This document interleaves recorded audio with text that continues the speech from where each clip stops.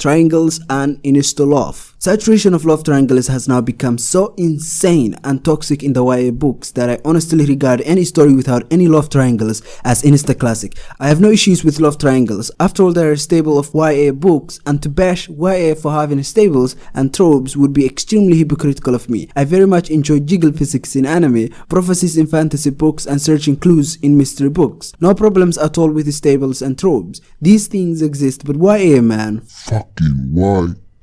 Love triangles, while being a genre trope, are primarily used in a poor way. They are so misused that they often do not serve any purpose in the story, and in a good chunk of them force the main plotline to be put on an indefinite hold. Some YA fantasy authors often go from a good first book with a competent plot to a whole new second book spent bickering and answering, will she kiss him, or she gonna kiss him, or is she gonna kiss the other bloke, or is she gonna be kissing this motherfucker, or who the fuck cares? So this is the thing. Prophecies in fantasy books foreshadow actual story beats. Shadowy figures and cryptic word choice in mystery books dares the reader to go beyond skimming and to predict what might happen in 5 chapters. Love triangles are used by YA authors as an excuse to add one book to a series, or, depending on how severe the infestation is, 2 books. What's crazy is that in most cases they're really not that engaging. There isn't an ambiguity about who's the girl going to end up with. Twilight is littered with this shit. Throne of Glass, which I honestly enjoyed, was littered with this. Worse was how the love triangles actually slowed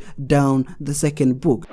It doesn't stop the plot completely, which I commend Sarah J. Maas for, but in the end it's just sad for someone as talented as Sarah to settle for something so inferior. Let's go for a quick rapid fire. Matched, Crown of Midnight, Unravel, The Iron King, The Host, all the Delirium books, Fallen, and many more YA fantasy books have love triangles that just drag the story like a rush hour. And what's worse is that most of these writers are generally capable writers. They just conform into what's popular. Audience disrespect. My still-teething sister astonishes me by how fast she's able to pick up concepts, ideas, and complex math problems just from the first explanation. Not only that, but she's capable of solving problems that are tangential to the concepts she learns and that often share extremely tether-like connections. If she were a teenager, she would be 7 years older. Don't assume that because your intended audience is mostly teenagers that you have to dumb down the story or the complex themes for them to be able to follow the story. In fact, it's often the very opposite. I grew up with Pixar and Disney animations. They really taught me valuable lessons in life because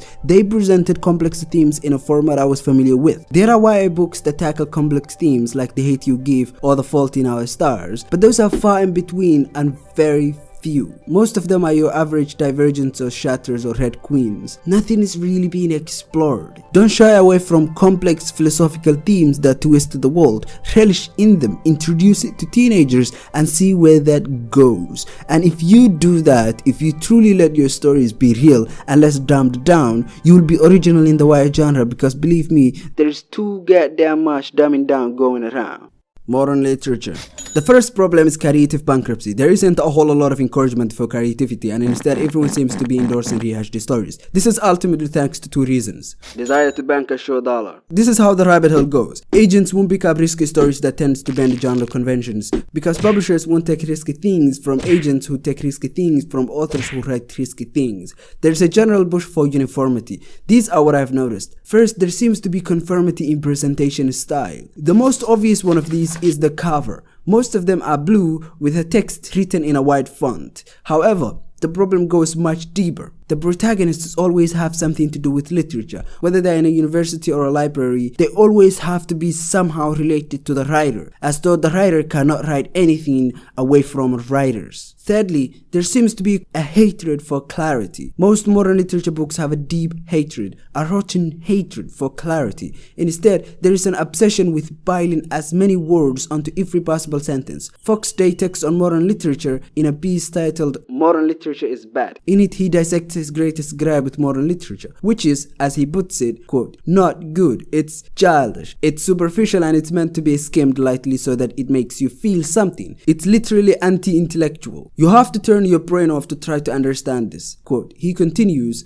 quote, "just bad poetry formatted to exploit the lenient standards of modern prose. The obscurity of whose will, which has an unfortunate Dr. Seussian ring to it, is meant to bully readers into thinking that the author's mind operates on a plane higher than their own." Quote, I absolutely agree with Fox. This sentiment captures exactly everything I feel whenever I read a new literary book. There seems to be an itch to describe everything in the vaguest of terms, often a deliberate attempt to distance from describing the reality so as to be artsy. If you're like me, you're probably having to reread paragraphs multiple times, spend a good deal of effort carving the unnecessary parts, and finally obtain an understanding of the scene at hand. Sort of. Fox uses all the British houses as a widely accepted example of this trope. Let me read it for you. Quote, they walked off in separate directions through the chaparral to stand spread-legged, clutching their knees and vomiting. The browsing horses jerked their heads up. It was no sound they had ever heard before. In the grey twilight, those retchings seemed to echo like the calls of some rude provisional species loosened upon that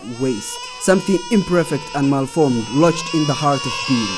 A theme smirking deep in the eyes of grace itself like a gorgon in an Ottoman pool. Quote, what is he trying to say? Wir können den Gruppenführer Fegelein nirgendwo finden. Sie haben nichts Unrechtes getan. Was Sie mit Ihren medizinischen Forschungen erreicht haben, dafür werden Ihnen kommende Generationen dankbar sein. Ich übernehme für alles die volle Verantwortung. Er ist nicht in der Bunkeranlage. Was soll das heißen? Sie können Fegelein nicht finden. Dann suchen Sie ihn! Ich will Fegelein sehen! Sofort! Wenn er sich ohne Befehl entfernt hat, ist das Fahnenflucht! Verrat! Bringen Sie mir Fegelein! Fegelein! Fegelein! Fegelein!